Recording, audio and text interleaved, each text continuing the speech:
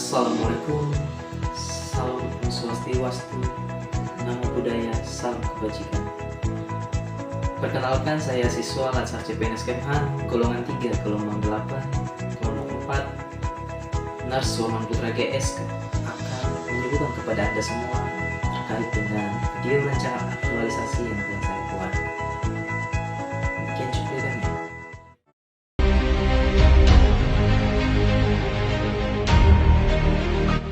Rumah Sakit Pusat Angkatan Darat atau RSPAD Gatot Subroto merupakan rumah sakit rujukan kepresidenan dan rujukan tertinggi TNI yang berada di bawah naungan Angkatan Darat yang terletak di Jalan Abdul Rahman Saleh nomor 24 RT 6 RW 1 Kelurahan Kecamatan Senen, Kota Jakarta,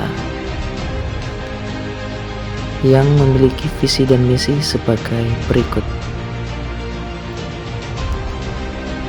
Visi RSPAD yaitu menjadi rumah sakit yang berstandar kepresidenan yang merupakan kebanggaan prajurit, keluarga besar TNI, serta masyarakat.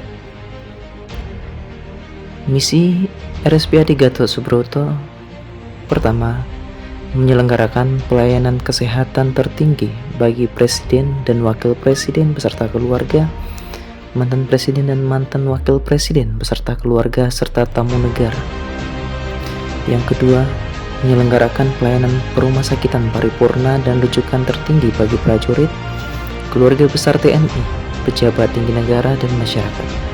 Yang ketiga, menyelenggarakan sistem kesehatan nasional melalui pelayanan perumahsakitan berstandar internasional. Yang keempat, menyelenggarakan layanan unggulan berkelas dunia.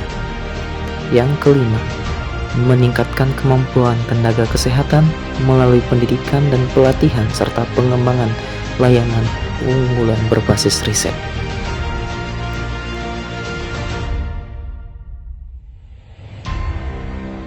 RSPAD Gatot Subroto pada struktur organisasinya membawahi beberapa instalasi.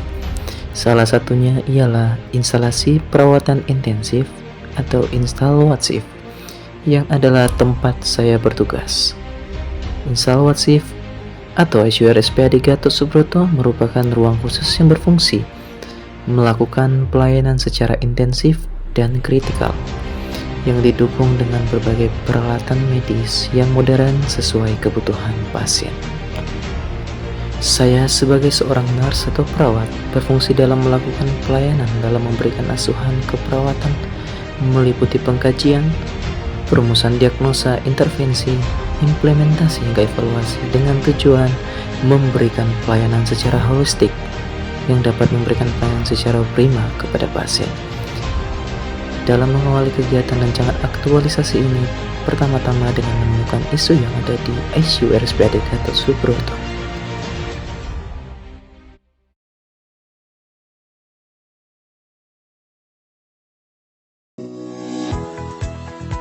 Identifikasi isu yang saya buat terdiri dari 4 isu. Yang pertama ialah terkait dengan kondisi saat ini, drain tidak berfungsi dengan baik, tidak tampak akumulasi pada drain. Dan yang kedua, masih ditemukan adanya kejadian drain EPD terlepas, sehingga isu yang diangkat yaitu belum optimalnya perawatan drain extraventricular drainage atau EPD pada pos operasi karyotom di ruang ICU RSPAD Gatot Subroto. Isu yang kedua, dari kondisi terkini keluarga belum memahami cara perawatan tracheostomi dengan benar, serta masih sering terjadi miskomunikasi tentang perawatan tracheostomi, sehingga isu yang diangkat adalah belum optimalnya edukasi perawatan tracheostomi.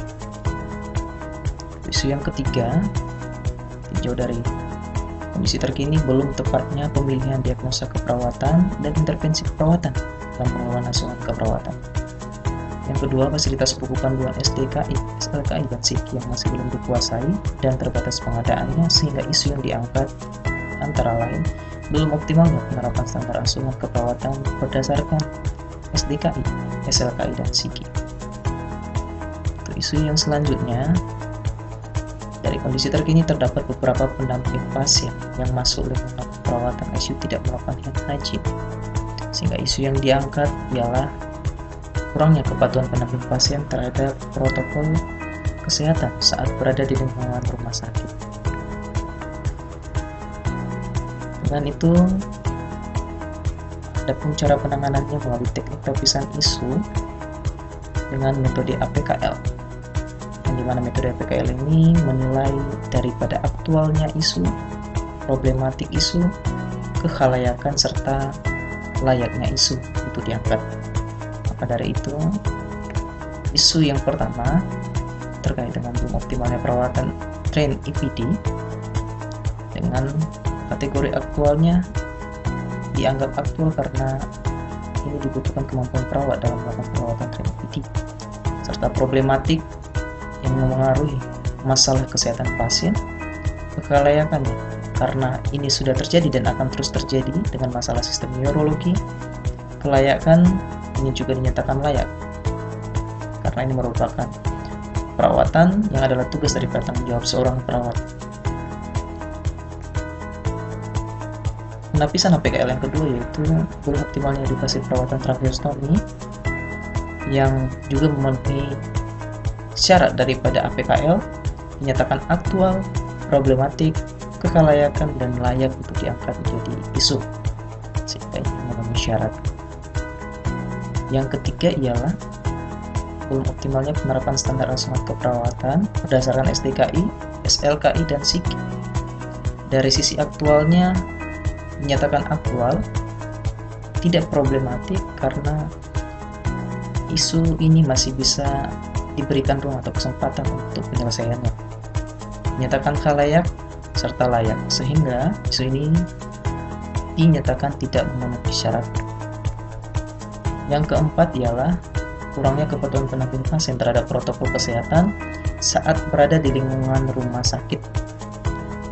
Dari sisi aktualnya memenuhi syarat, problematik dinyatakan problematik, dinyatakan khalayak serta layak, sehingga isu ini diangkat menjadi isu dalam penanganan seterusnya.